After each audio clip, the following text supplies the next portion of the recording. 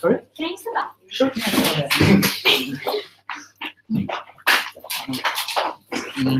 That's some first that piece of that. Here's all your pieces of the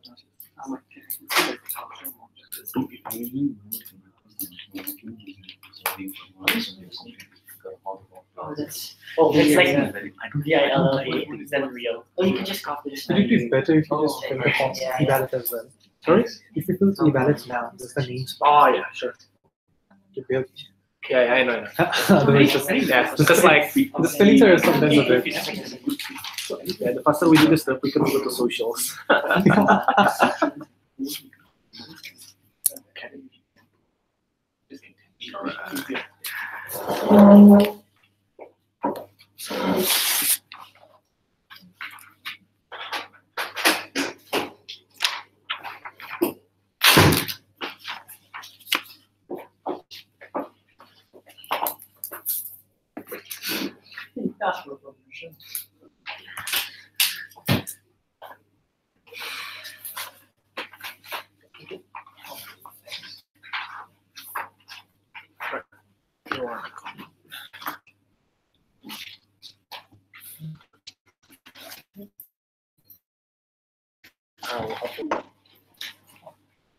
All right, so welcome to round 3. I am Vincent Michael as your chair.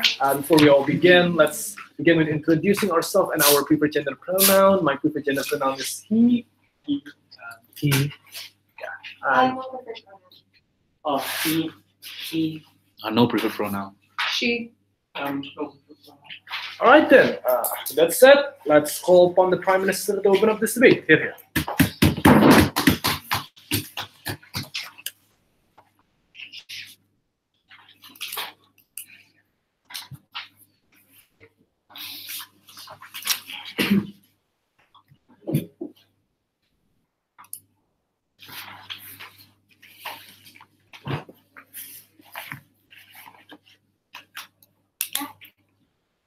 Ladies and gentlemen, let's be very clear in this debate.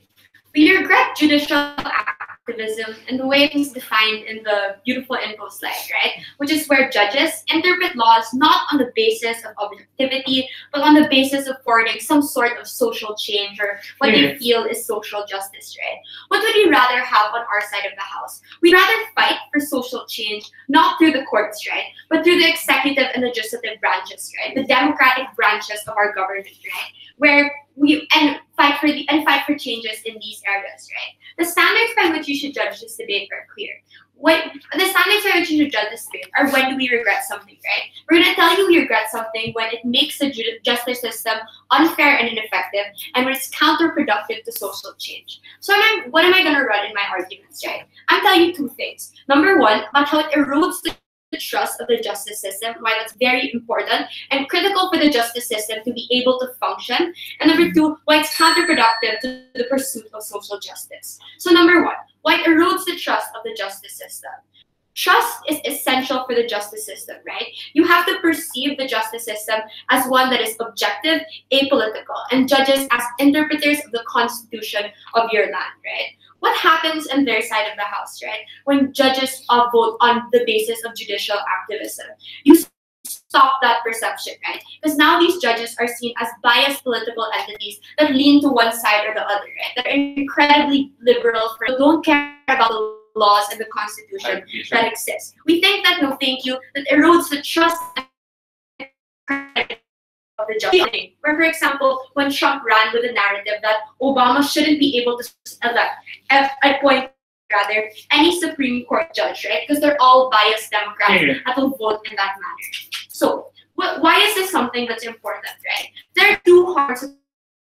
We think that the judicial system operates on trust and the perception of objectivity, right? That's how you get people to buy into the justice, allows the justice system to enact the changes that they want to enact. So, for example, you need people to trust, to be able to report crimes that happen within status quo, right? To bring those things into court. You need to be able to trust the justice system, to make them seem as objective and apolitical, so that you follow their laws. What happens if you don't do this, right? We saw this when the Supreme Court legalized gay marriage, and right-wing individuals saw this as nothing but a mere imposition, right? What happened? You had clerks refusing to follow that law, refusing to give out marriage licenses to gay individuals, right?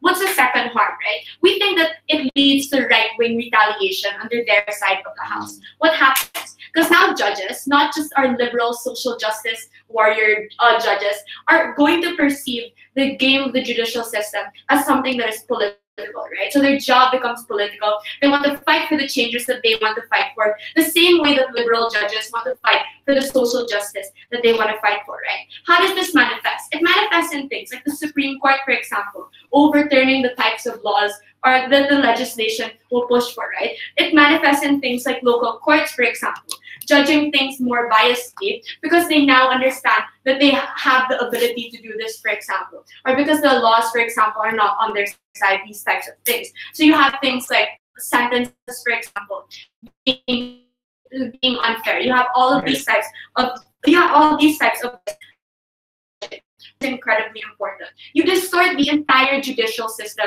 in their side of the house, right? So the effects of this don't just entail individuals within the movement or the fight for social change, but it's the ability of any single person, any single individual to access a fair and objective justice system. So we think the harms are incredibly large on our side of the house. But on to the second argument, right? Why it's counterproductive to the pursuit of social justice. Before I go on, before the Brown versus Board of Education, retaliation of right-wing extremism was status quo. They persecuted many African Americans.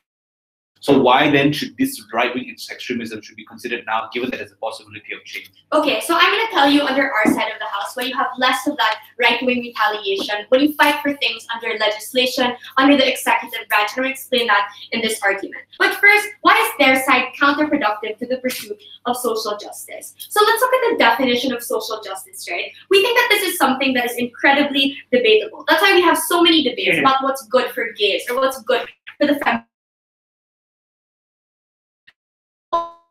Marriage, for example, individual thing that is worth celebrating. But other majority of LGBT individuals, it's seen as something that is inherently oppressive, something that is a heteronormative standard that we should not abide to, right? So I think that the issues concerning social justice, what social change is good for whatever movement you're fighting for, is incredibly ambivalent in all cases, and you are unsure what's best for this type of movement, right? So why is judicial activism problematic in that sense? Under their side, you give one individual, you give a judge, right, that power to decide what is good for the movement, what is good for everyone who fits that criteria that you are fighting for, right? Why is that something that's bad? If you look at the demographic of judges, right, it's likely that even if they're fighting for the social change, they all come from privileged backgrounds, for example. Because they had the resources to go to law school, to study to become a judge. They had the resources and connections, right, to become appointed in their types of positions, right, connections with people in power, right, which means that the likeliest scenario under their side is they're never going to be representative of the vast majority of the movement. Why is it better under our side of the house? No, thank you. Under our side of the house, when you do things through votes, for example, when you do things like elect a politician who you give a mandate to, who you support the policies of, think that it's more representative. When you have things like polls, for example, which is how Congress decides to vote, you have things like making sure you have the vast majority of the movement under your side of the house supporting that social change that you give one individual the power to decide under their side of the house, right? So we think that we accumulate the interests of the movement under our side of the house. But why is this something that's important? So under their side, yes, we can get some sort of change, but we have to answer the question if this is the right type of change, if this is the change that is best for the individuals within the movement. And they have to prove the likelihood that the judges can get this right, and we don't think that's something that's likely to happen. Under their side, they can never also get top-down approaches, right? Because this is something incredibly unsustainable. People will always see this as something that is an imposition, right? Because you blatantly don't follow the laws, or you like, for example, insidiously discriminate against individuals and crack down upon them, right? Because all types of changes now are seen in a confirmation bias. It's an imposition. It's something political. It's something liberal, and it's not something that's worth buying into. Thank you. Thank you. Thank you for the speech. We'll call upon the leader of opposition to open the keys for opposition.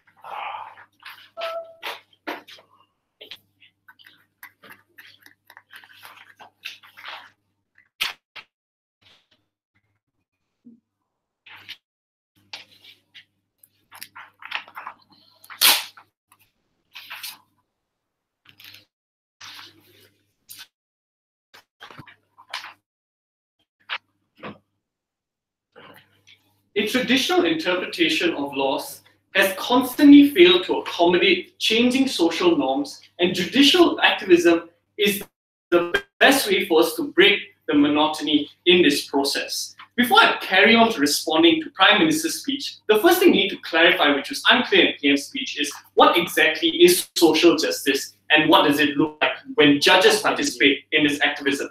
I think it's important to note that social justice is an active correction of inequalities that lead to a better protection of vulnerable communities. So when judicial activism takes place, what do we prefer? Three simple things. So where there are Sharia laws that are converting out of Islam, judicial activism in this sense would be a more flexible interpretation of laws such that you would be able to convert out and change your religion. Or secondly, where the laws prioritize a person's medical interests in a way that does not allow them to perform abortion and prevents a woman from being able to choose, judicial activism would allow that person or woman to choose to abort their child. Drug-related crime, the judicial activism now would see you either lowering the type of sentences you provide the person or acquitting the person as a whole. The reason why this is important is because it sets out two important standards that this debate needs to take into consideration. Firstly, are traditional laws sufficient in providing a recourse for changing norms? Because this will directly engage with the first half of Prime Minister's speech. And secondly, can judicial activism achieve the goals of social justice? Now, in my speech, I'm going to prove two things. Firstly, why the law progresses too slowly, and secondly, why judges have social change. Now, I want to respond to Prime Minister's speech. The first thing Prime Minister says is that it erodes the trust in the justice system. And the harm of this is that a clerk will not give you a marriage license. Note that this clerk is also committing an offense because they have a new law that has already been passed, given that the gay marriage has been legalized. So as a result, with people in that nature or in that capacity are unlikely to be able to get away with such things, even if they want to perform some type of backlash, because it's considered breaking the law. But secondly, if they say that this position of your job is a very political one, note that given traditional laws have constantly been made through the lens of conservatism, such that you prevent people from accessing choice or you reduce their ability to practice speech freely, in their world, the job is already political. Why is it that in this instance you are not okay with allowing a different version of a political lens to be able to enter to balance out the type of judicial activism that you see is political and prevents people to access justice fairly? Then people like Tamir Rice, Michael Brown, who could not access justice fairly because the term reasonable use of force in favor of police officers has led to more acquittals of police officers, less to the fact that justice. So in your world, you have fewer people wanting to report on these crimes because they know the fact that conservatism is always going to be the lens by which your laws are interpreted upon. Fewer individuals still can have access to this justice. Secondly, they say it's counterproductive to the job we are able to get away with this. I think two things need to be noted. The first is that when you decide on a case, you have to write a lengthy judgment. And these judgments are publicly accessible. And note, the importance here is that even if you want to pursue your judicial activism, it needs to be well reasoned, such that you would include how the law needs to depart and the reasonings by which you would give to say these norms have changed in this manner, and therefore a reasonable way to apply the law now is to pursue a version of social justice. Because judges understand that given that people can appeal to higher courts, so because they're susceptible to being overturned by higher judges, it is important that even when they pursue the social justice, they do it in a form that is consistent with a creation of a legal judgment. Note that the trade-off that we're making here is maybe the pursuit of social justice is not as fast as we think, but the path still remains as one that is accessible for these judges. Moving then into my argumentation. Firstly, why laws progress too slowly, and this will directly engage with Prime Minister's unexplained model, because literally they just say we prefer the executive and legislative change. Go ahead. Do you think that these judges should vote on allowing women only exclusive businesses?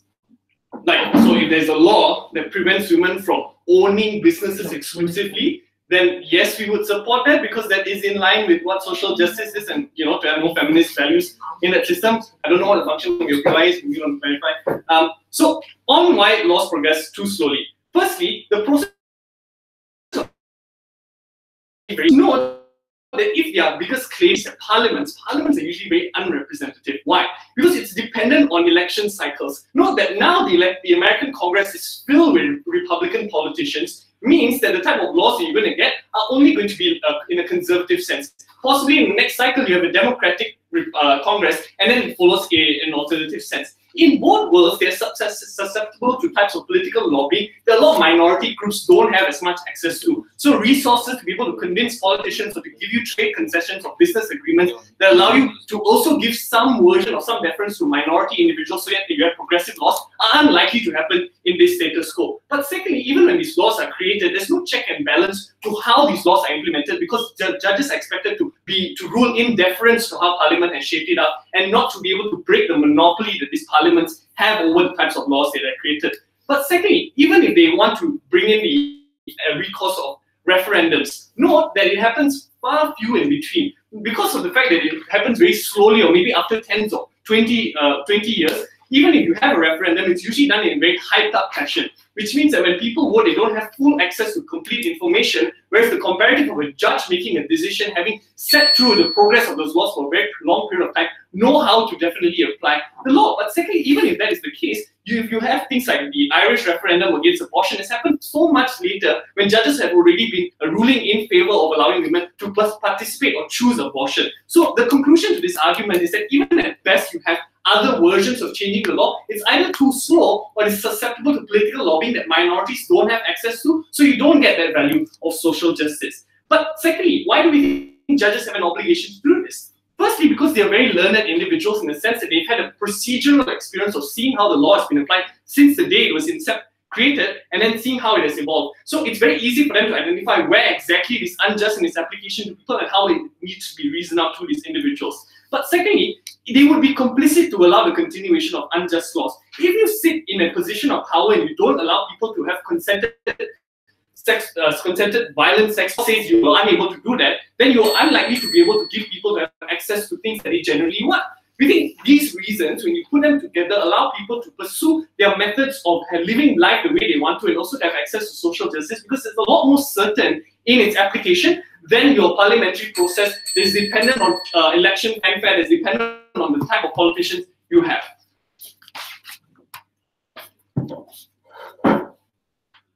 Thank you for the speech. We call upon the Deputy Prime Minister.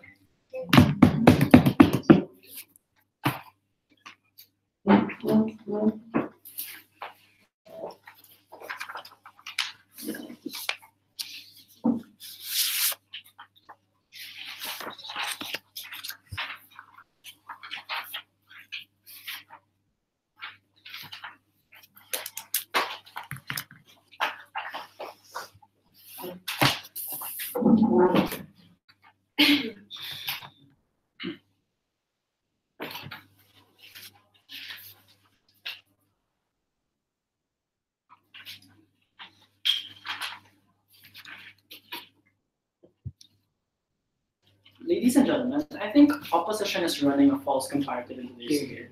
Because it's unfair to assume that this debate is a comparison between some social change of judicial activism versus our side where we get nothing and we have to live with the conservative laws that exist in society today. Coming from Ina, we said, instead of focusing on judicial activism, we said that judicial activism backtracks the ability for social movements to get grassroots change, to get the legislative and executive powers or branches of government to pass laws in favor of changing and providing the social justice that we have under their side.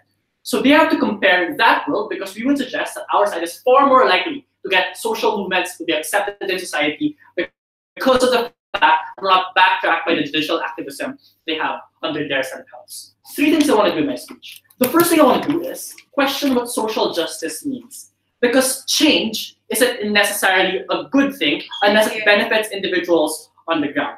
But secondly, I'll show you why their model of change won't really work and is unsustainable in the long run. And lastly, I'll show you why it inherently backtracks the ability for us to get sustainable change through legislation and executive powers. No, thank you. So first, what is social justice? They try to define social justice in opposition bench by saying it's about reducing inequality. But if you look at it, reducing inequality is a very vague thing, and depends on what the perspective of individuals are. Coming in from Ina, we told you that gay marriage might be good for some people, but some people believe that marriage is an oppressive institution as a whole. Or even things like abortion, for instance, is debatable within the feminist movement, and we're uncertain whether or not abortion is a good thing, but Roe versus Wade decided that it was a good thing already. Or even under their side, MIDP, for instance, women-only spaces. Is that good for social justice or not? I'm not sure to give a clear answer, which proves that no one can really decide, one individual can decide what social justice necessarily means. And this is reinforced by the fact that a leader of opposition claimed that these people are learned, that they study the law, which means that they likely have one perspective in society, the perspective of people of privilege, not understanding the plight of Black individuals, for instance, who might not necessarily, or Black gay individuals who don't really care about gay marriage and believe it to be oppressive, but prefer other things in society. The problem is you're allowing the definition of social justice to be decided by one individual, and we think that this is terrible, especially sometimes when it is counterproductive. Unless they're able to prove to us that there's really one definition of social justice, even if they're able to prove to us they're able to get change, they still can't win this debate because they have to prove why the change is necessarily a good thing. But secondly, no thank you, let's assume that the social justice they fight for is always good for the movement. Will this change really work? We said, at best, it's very, very unsustainable. No thank you. And the reason for this is, even if you technically have the law, it is very possible for people not to believe in the law and not follow the law, especially when they believe it to be an imposition on them. They said, but the clerks have to follow it because it's illegal. There are multiple loopholes around different laws. So for instance, it's very possible for you to technically give the marriage certificate, but delay it for months because you have to review the marriage certificate and review the contracts that they have under their side. No, thank you. But secondly, we say, for instance, abortion clinics in one abortion clinic in the entirety of the state. So technically they're banning it, but they're making it physically possible for them to be able to access these things. But secondly, there are things that are not necessarily legal. Things like microaggressions under their said house. Things like you not being able, like being walking on the street and gay people being discriminated because they're perceived to be undemocratic. But the last thing to note here is that a lot of times because they say that they overturn decisions under their side, it can also be overturned in favor of like conservatism, for instance. And that's why no thank you. Local courts right now are backsliding and reinterpreting Roe versus Wade and move it for them to have abortion. So their change is not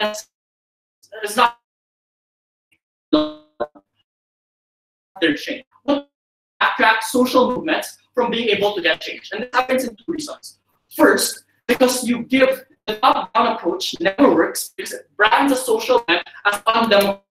For moderates in society, the people who don't have any political link, this gives the right wing a great moral high ground to say, look at these liberals being so democratic with the system, and therefore you support policy because they want to subvert your democratic voice. No, thank you. Or secondly, conservatives in society are far less likely to change now because you take away the democratic voice and they're angry about not only about the policy you're able to pass, but the very nature of the democratic the rights to participate in the democratic system.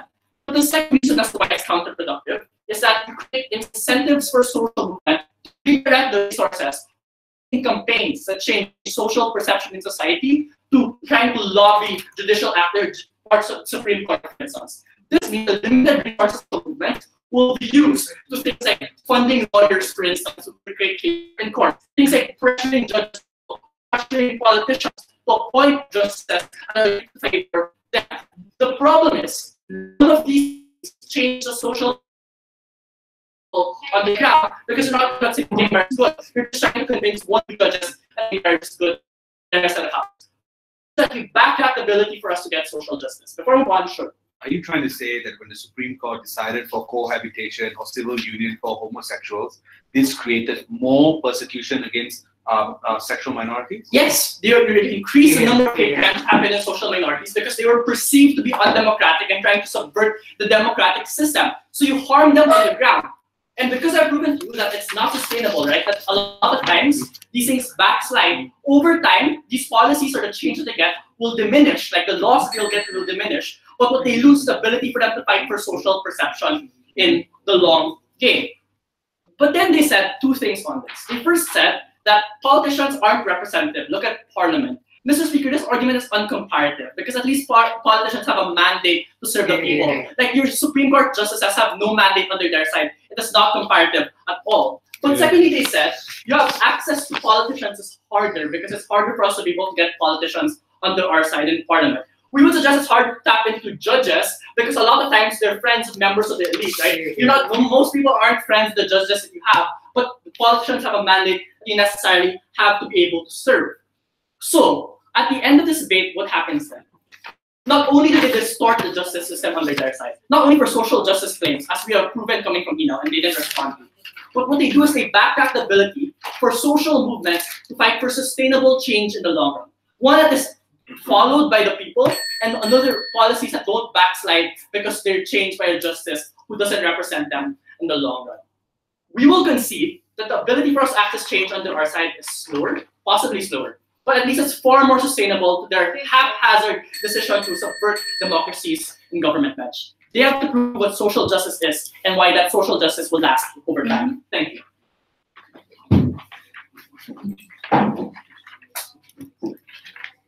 All right, thank you for the speech. We call upon the Deputy Leader of the Opposition here.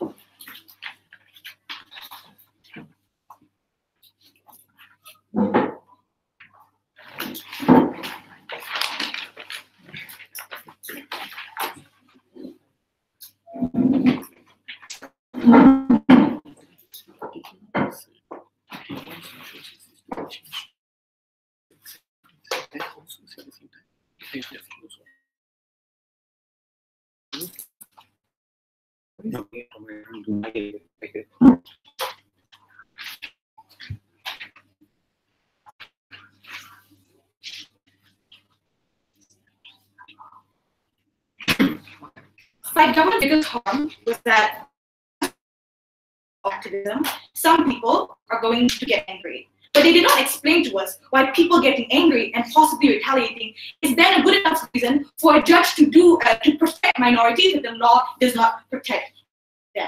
But another thing they wanted to say is that they want to use methods like, I don't know, like amending institutions.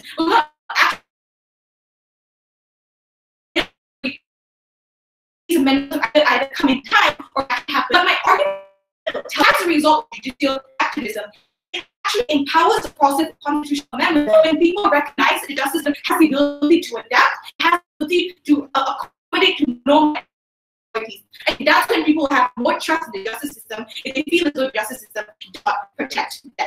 There's only one issue in response to the case of side government, and it's this idea that, so is it true that objectivity and trust is important to the justice system? Because what they wanted to tell you was that there will be some retaliation, and as you will harm the social justice. Here's the thing: under both worlds, you will get retaliation. Because note that their example about gay marriage and the Constitution being able to be amended to allow gay marriage occurred in a world where there was very little judicial activism for gay marriage. Meaning to say that all the retaliation that they want to tell you exists with or without judicial activism? Because the truth is, conservative traditional voter blocks would be unhappy with constitutional amendments either way, given that they feel it's wrong. And I think that's when they would still not allow gay marriage in certain churches, when they won't allow abortion clinics. What they need to prove was that oppressors being angry is a good reason to not allow justice to be served. Thus, the debate, where this debate has to stand is how we empower the fight for social justice, regardless of the reactions of other people, given that under both worlds, we cannot control the reactions of other people. But even then, in the worst case, right, I think in principle, judges, like even if there is some form of retaliation, in principle, judges who know that the law does not protect you, I think what they should do is that at the very least should not punish a minority or a person that the law does not protect, given that the rest of the world already punishes them for their identity or certain acts that are generally more innocent than guilty. I think that's when, in principle, that's when a judge should take an active stance to make sure that they at least are not complicit in the harm done upon these individuals. Which is a small thing to continue, because they wanted to tell me this thing that social justice is subjective, and some things are bad to them, some things are good to them, something about LGBT not supporting gay marriage, all those things. Like, I don't really understand. Like, most social justice movements want to at least empower the choice of the oppressed. Maybe some LGBT individuals don't agree that gay marriage is great because it's heteronormative, but what they do agree is that people who are LGBT should at least have an option to opt into gay marriage. The same with abortion. Some women do not believe that they should kill their own child, but at least believe that women should at least have the choice to abort their child. I think when the law does not give them that choice, most social justice, most social movements are in agreement to at least make sure that the law gives people the choice to either enter into gay marriage or abortion. So I don't think this subjectivity thing is a big thing in this debate, and I don't know where they were going with it. My argument: why is it that judicial activism will empower the process of constitutional amendments? Not that their entire argument is to say that they want the legal process of constitutional amendments. If we can prove to you that this process is a lot better in a world of judicial activism, then their benefit is a lot more beneficial under our side.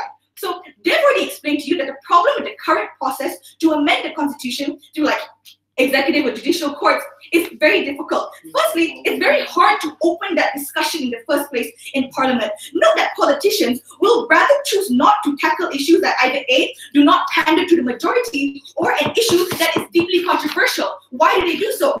They have incentives to support policies that will win in order for them to be seen as a politician with a successful career and thus get public mandate and be elected in the next year, take a seat. Very few of them have an incentive to fight the good fight because it comes at the risk of their own political career. But secondly, to pass through Parliament is the most difficult thing to do in the world. You need to get 2/3 of majority, and like it's very hard to do that. And even so, like some courts are just corrupted, in which the governing body make sure that the people appointed, the people in the Parliament support a law that's more conservative than it is liberal, or like it just they have to go through a process of debates that often do not end up with anything, but rather the process is very long. I think as a result of this, I think in a world of judicial activism, this process of Parliament will be a lot better. The first thing I want to note is that in the worst case, under both worlds, constitutional amendments are difficult to pass.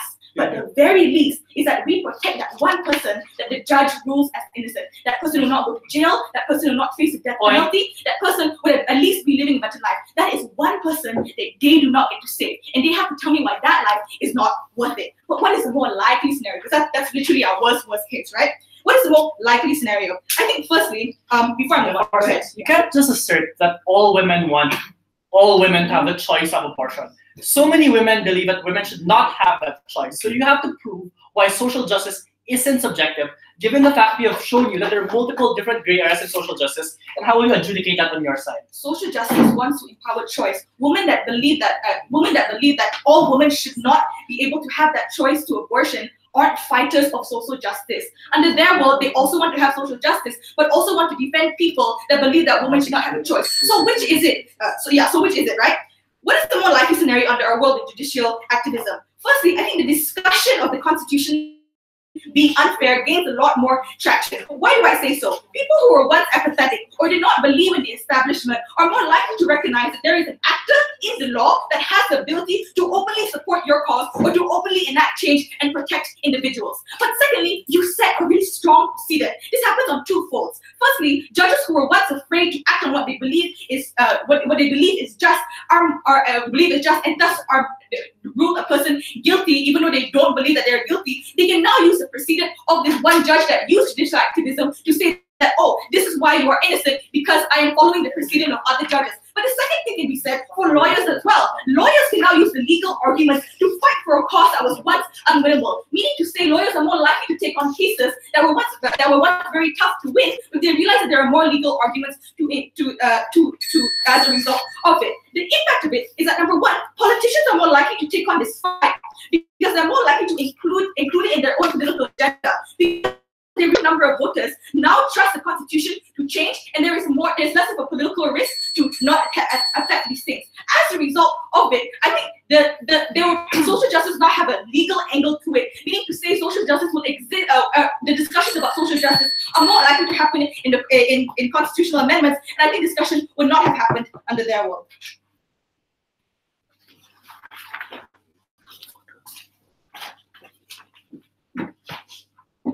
All right, thank you for that speech. Let's move on to government whip.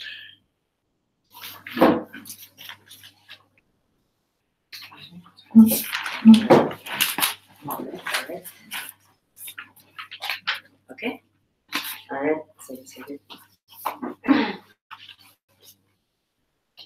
Opposition's case was entirely contingent on the assumption that judicial activism will always lead to favorable outcomes, that they will always be on the better side of the liberal bias, that justice will always protect minorities, that they will rule in favor of what is better, and being able to protect the majority of individuals that are at risk of social justice being violated. We made it very clear. There is a risk, an inherent risk to judicial activism and relying your entire movement dependent on the cases that are decided in the Supreme Court. It is a permanent, irreversible, and unsustainable type of risk that we believe that the opposition has never compared against the vast majority of cases where we believe legislation has been proven to be able to enact more concrete social changes that people are more likely to respond to. Thirdly, number one, the purpose of the judiciary, and secondly, number one, on the purpose of the judiciary. The main contention of the DLO in this debate was that traditional interpretations of law again are oppressive, and laws inherently don't protect minorities. So we must have a constitution that constantly adapts to its people and will constantly change to what the needs of these people are to be more attuned to its context. Note, they completely misunderstand how constitutions are interpreted, how judges work, and how people usually change the constitution. Note that constitutional amendments usually are enacted by the Senate, by the Congress, and are usually voted upon, guess what? By people. The amendment for abortion was a referendum done by individual people that they voted upon to change upon that ideal. So individuals to be able to lobby for social change and do that through politicians, to do that through the Constitution, and be as much as possible able to enact that change through individuals, through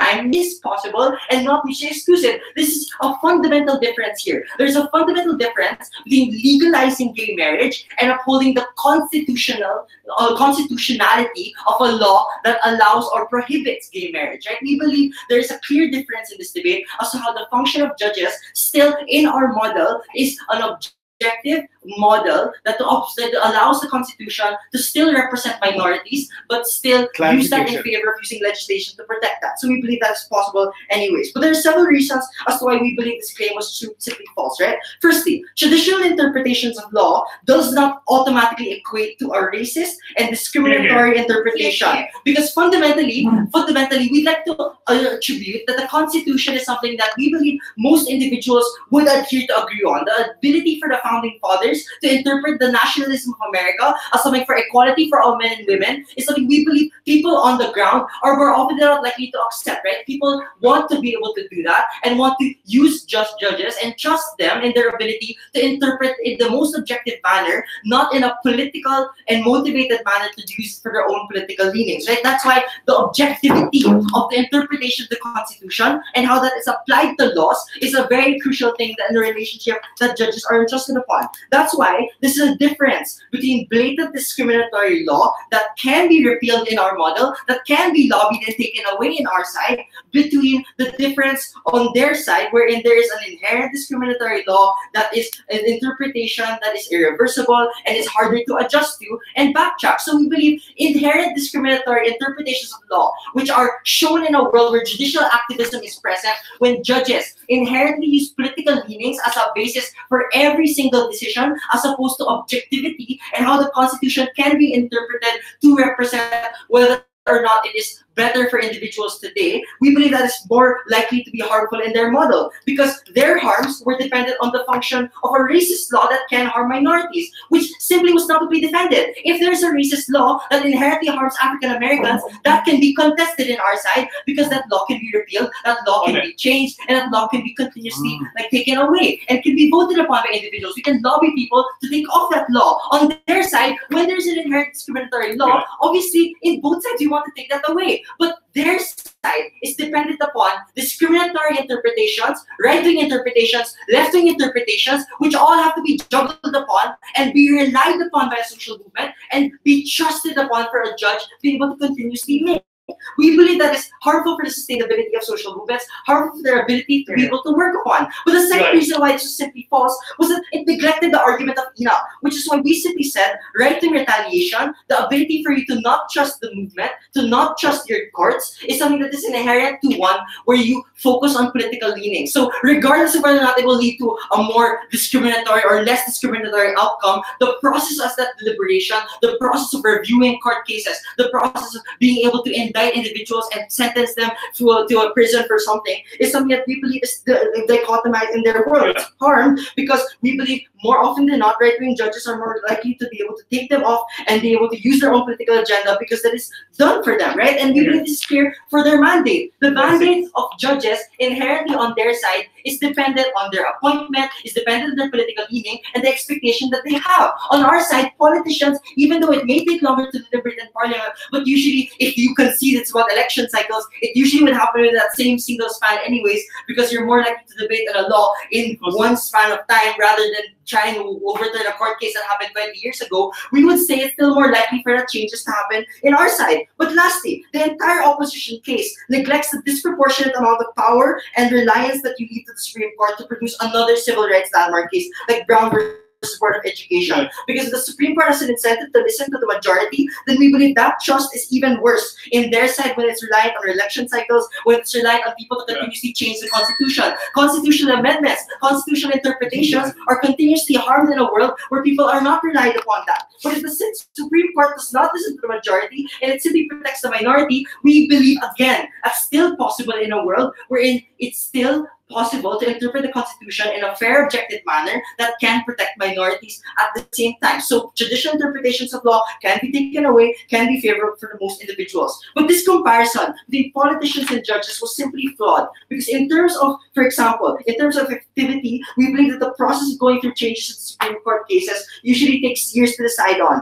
The cases are ruled upon years after those cases are done. That's why it's incredibly difficult on their side to overrule abortion, to overrule those types of changes, and it's still dependent on political changes. Legislation, for example, we believe, on the other hand, is more likely to be dependent on individuals, the voting, but it's a more sustainable, reliable process that allows people to follow the law and adhere to what those processes are.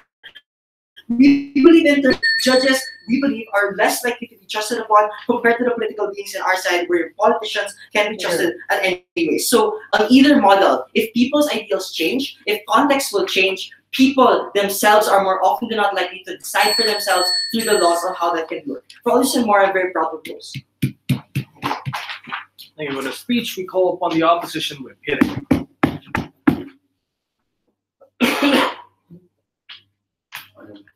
Your argument, you want me to defend it? I would like that. Thanks, Max. Panel, without Brown versus Board of Education, the case that discussed whether or not African Americans could get entry into the same type of schools, I doubt the civil rights movements would be at the point at which it is today. Because at that juncture, individuals were not treated, African Americans were not even treated as human beings. The right to education was a kickstart process to equalize people's terms. I understand the concerns from the Deputy Prime Minister. What is social justice? What is not social justice?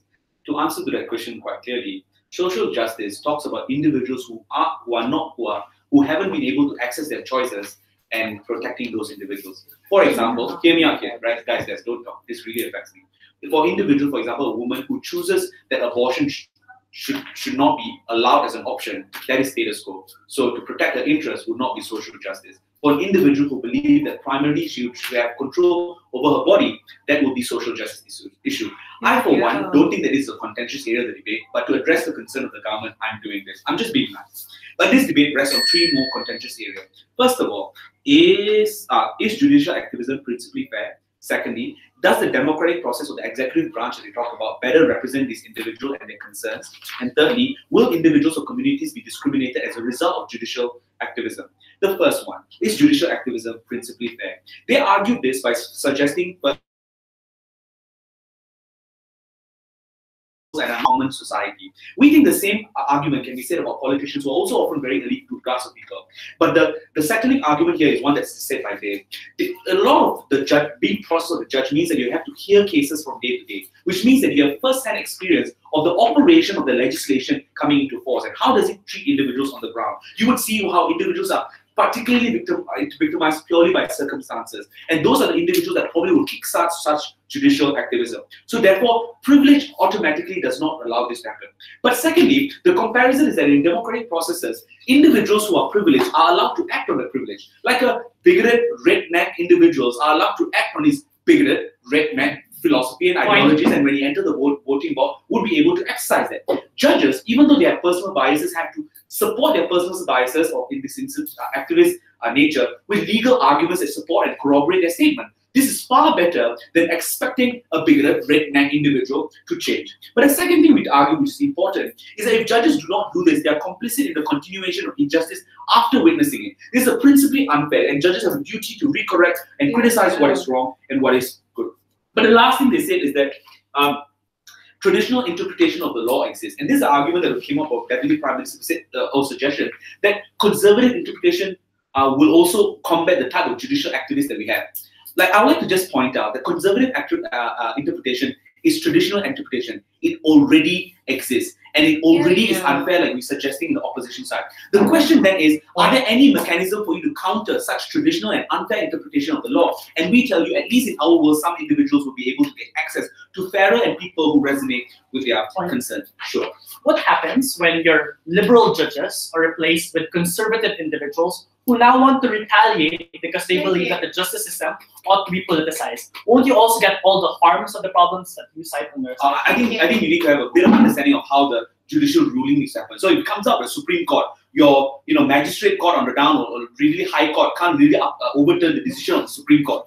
And usually we tell you that the position of these judges in the higher courts, if they're able to discuss this, it is better. And coupled with Kat's argument says that if smaller, even if lower court judges are able to do this, if the argument is the judicial activism allows entry to very new legal arguments that judges are not being able to expose. What is this natural effect of this? If judges who are presumably neutral, who listen to this argument, are more likely going to adopt this. And these are more likely how laws or values are going to interpret or be followed or to the higher court. In your work, maybe there's a possibility of overturning, but that is a risk that opposition is willing to take, given that at least there's entry of this argument, there's a proper discussion on it. Let's talk about the second area, which is the democratic process better represents the individuals on the ground?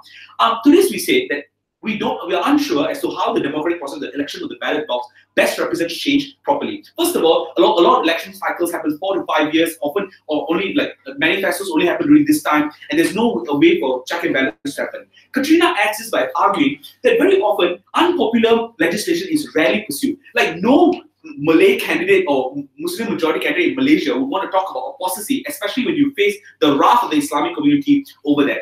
Therefore, it's often very convenient for political manifestos to move away from this type of issue, and this type of issues rarely get any type of interest. But the second thing we argue, if you look at constitutional changes and the way in which they act, many modern democracies requires a 2/3 majority in order for you to change it. That's why it's very hard to overturn decision of the Bumiputra rights or special rights in Malaysia, because literally, even though local populations are already moving away from it, it is done in the passed by some individuals because they had two-thirds majority, they will allow such unjust law to continue. Judicial activism then comparatively is able to adapt to time-sensitive changes and able to respond to injustices when injustices are created. So even if your democratic process will need to go through these challenges as well. The last thing that we told you is that democratic processes aren't actually accessible to these vulnerable communities. Like a lot of election cycles are victims of lobbying power, which individuals get able to control which candidates get into power. And I think these are concerns that show that I think at the very least, I'm being very reasonable here, that the democratic process isn't able to represent the change in the same pace that is done on the opposition bench. The last question, will individuals and communities be discriminated? Gov argues that judicial activism creates more discrimination than what his status quo is all about. There are more discriminatory practices that happen in status quo, simply because it is legal to do so. It is legal to deny medical procedures that allow you to eject the specific fetus because the law does not say that you should be able to allow to do so. But the second thing they argue is that no, but individuals will become angry and therefore will affect the operationalization of this. But you have to understand, when a certain judge, court ruling, non-compliance of the court ruling is often at least an offense or at least ground for people to sue individuals. That's why at the onset of Roe v. Wade, a lot of Catholic churches were forced to conduct these procedures because they were just scared of facing the wrath of civil suits they might face. But even if they will be discriminated in terms of delay of the marriage license, the delay of marriage license is far less. It's much better than the possibility of going to jail for doing something or having sex with a person of the same gender. The last thing I would like to talk about in this debate is about fairness. It's about us adapting to changes and allowing people to listen to these arguments on the onset. In their world, the law is rigid, the law doesn't change, the law doesn't respond to people's pressure. And when people come to court at the point in which they are most vulnerable, the law kicks it in their face and says that, I'm sorry, it wasn't decided that way. That is not the world that governments live in. Thank you for that speech. We hope on the opposition reply here.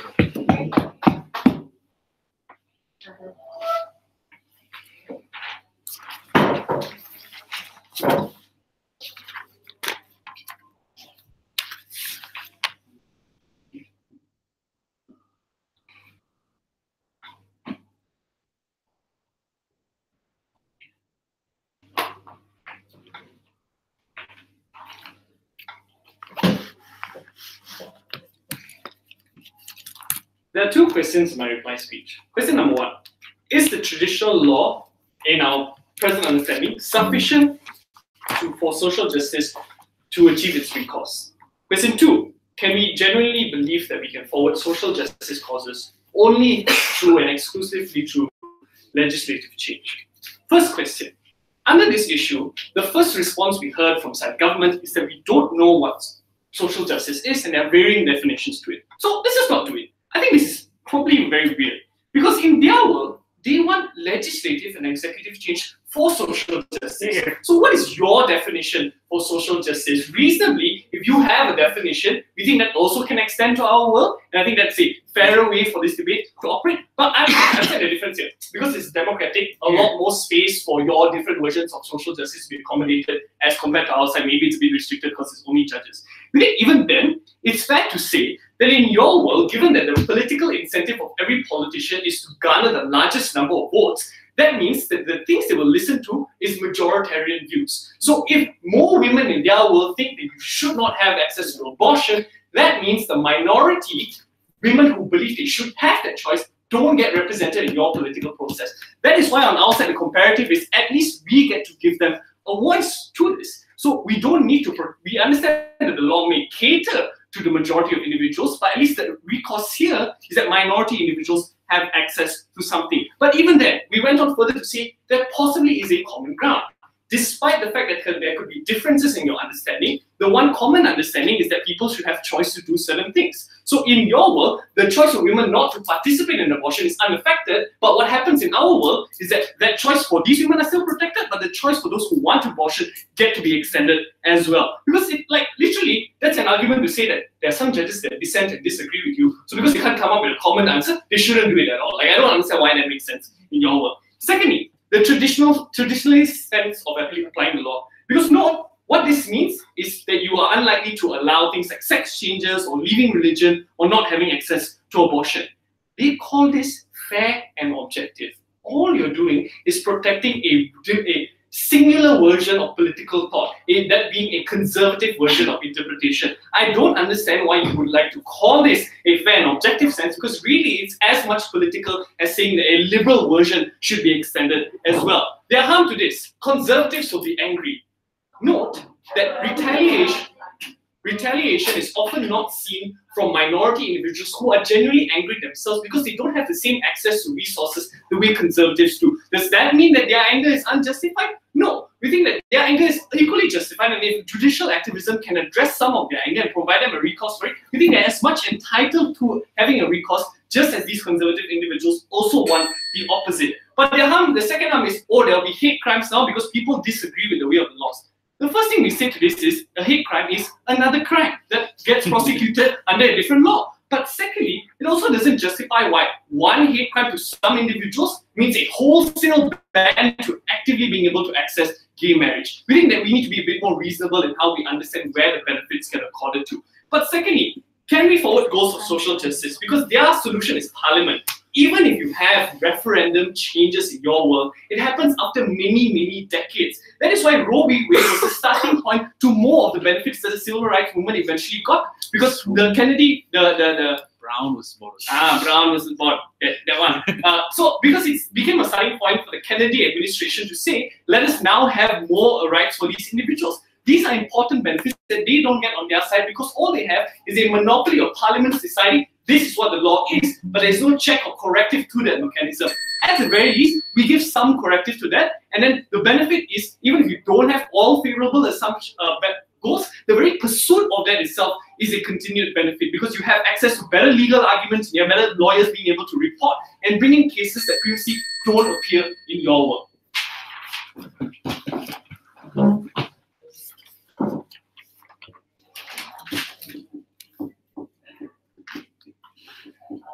Thank you for the speech. We call from the government reply to close the speech today.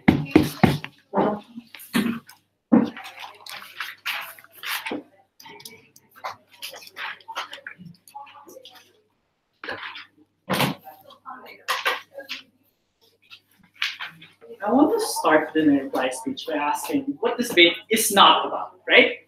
This debate is not about the blatant abuses of human rights of individuals on either side.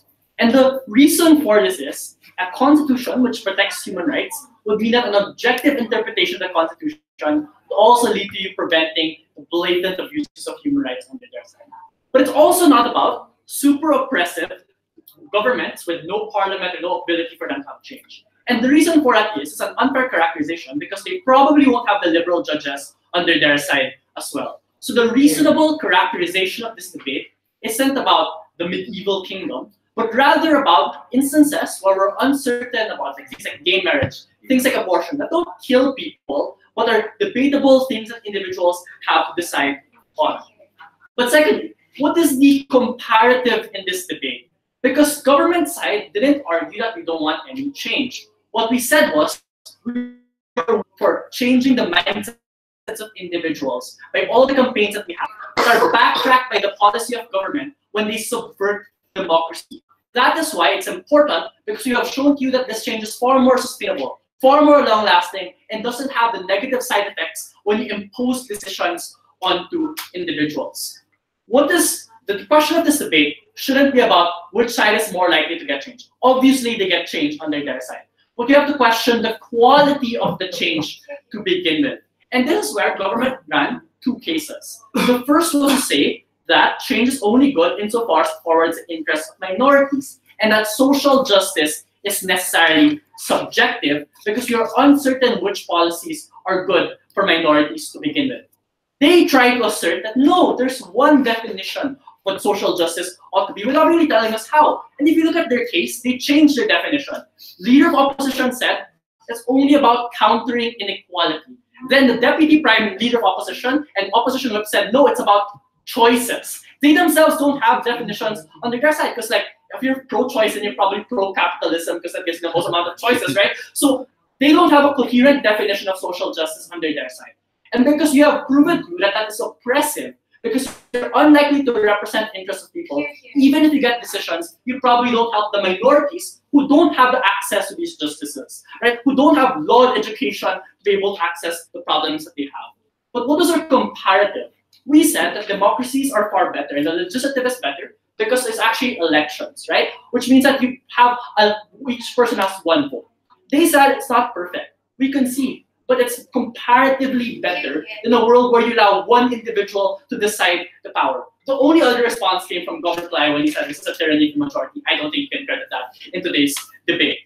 So this means that even if they're able to get change, unless they're able to prove to us it's really good for social justice, right?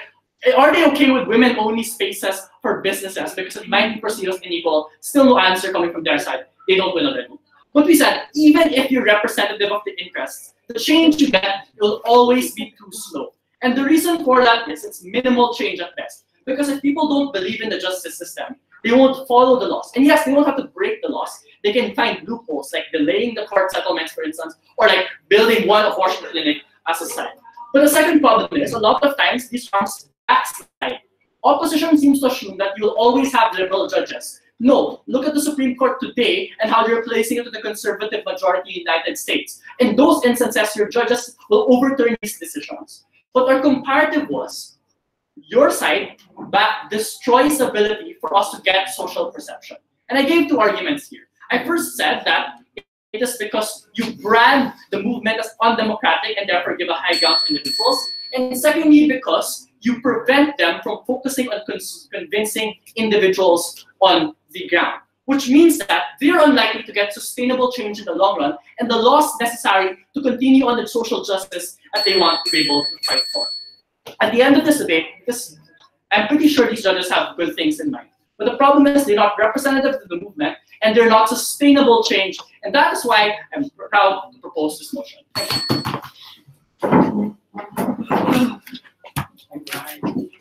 Thank you so much.